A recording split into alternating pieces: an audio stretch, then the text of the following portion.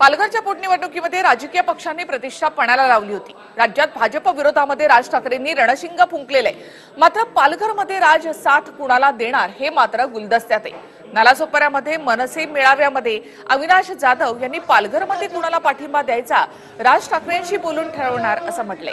त्यांनी यावेळी भाजप शिवसेनेवर निशाणा साधला, मात्र पाठिंबा कुणाला हे स्पष्ट न केल्यामुळे उत्सुकता अजूनही कायम आहे।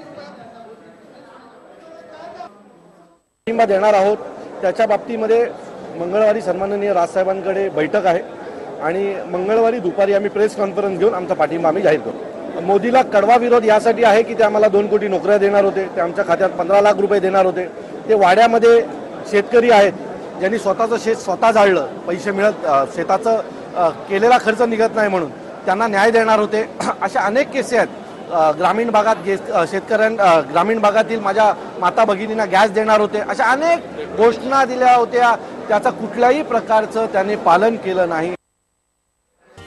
हा व्हिडिओ तुम्हाला आवडला असेल तर असे आणखी व्हिडिओ पाहण्यासाठी TV9चं YouTube चॅनल सबस्क्राइब करा, बेल बटन दाबा। ताज्या घडामोडींसाठी लॉग ऑन करा tv9marathi.com।